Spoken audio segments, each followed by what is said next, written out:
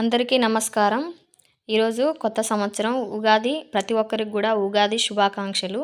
మన నూతన సంవత్సరానికి మన స్వాగతం పలుకుకుంటూ ఉగాదిని మీరు ఎలా జరుపుకుంటున్నారో కామెంట్ అయితే చేయండి. ఉగాదిని యుగాది అని కూడా అంటారు కదా. ఈ ఉగాదిని తెలుగు వాళ్ళు కన్నడ వాళ్ళు చేసుకుంటారు కదా. అయితే ప్రతి సంవత్సరం చైత్ర శుద్ధ పాడ్యమి రోజున జరుపుకుంటారు ఈ ఉగాదిని. ఈసారి అయితే ఆదివారం రోజు వచ్చింది. మనకు అంటే తెలుగు వారికి ఇది కొత్త సంవత్సరం ప్రారంభమైనట్టు. ఉగాది పచ్చడిలో తీపి, చేదు, పులుపు, కారం, ఉప్పు, వగరుతో మనం మన జీవితంలో ఉన్న వివిధ రకాల రుచులను తెలుపుకుంటూ ఈ ఉగాది పచ్చడిని అయితే మనం చేసుకుంటాం కదా. అయితే ఈ పచ్చడిలో 6 రుచులతో తయారు చేస్తారు.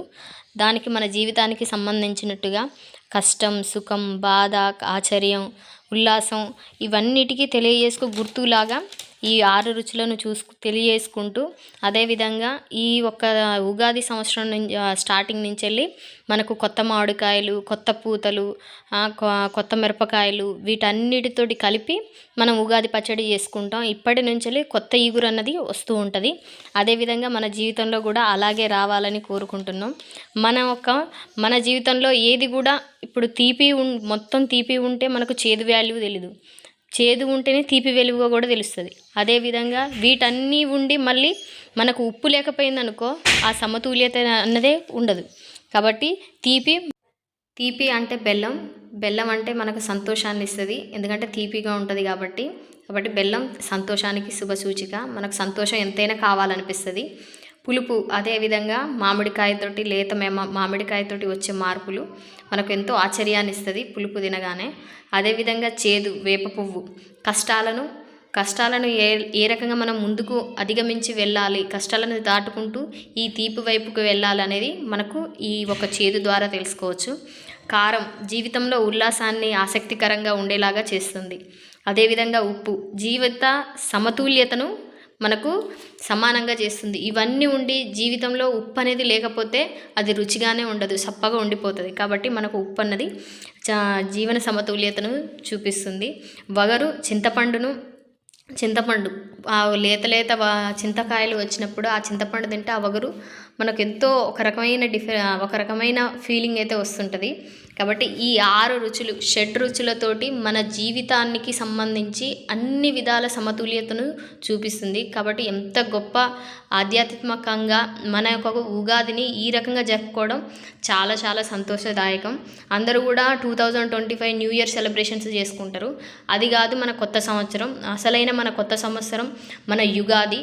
ఈ ఉగాదిని ప్రతి ఒక్కరు చేసుకుంటారు. ప్రతి ఒక్కరు ఇంట్లో ఈ ఉగాది పచ్చడి చేసుకుంటారు. ఈ ఉగాది పచ్చడి దేవునికి సమర్పించే నైవేద్యం కాదు, కానీ మన జీవితానికి తెలియజేసే ఒక గొప్ప మనకు ఒక పాఠం లాంటిది. ఇవన్నీ సమపాలనలో ఉంటేనే మన జీవితం కూడా సమానంగా ఏ రకంగా బ్యాలెన్స్ చేసుకోవాలి. చేదులు, ఉప్పులు, వగర్లు అన్ని రకాల మన చుట్టూ ఉండే సమాజం నుంచి వెళ్ళి కొన్ని, మన లైఫ్ నుంచి వెళ్ళి కొన్ని, మన పేరెంట్స్ నుంచి వెళ్ళి కొన్ని, మనం సృష్టించుకునేటి కొన్ని, వీటన్నిటిని అధిగమించి తీపి వైపుకు ముందుకు పోవాలి అని అంటే మనం కష్టపడి సాధించి మన జీవితాన్ని పరిపూర్ణం చేసుకోవాలి.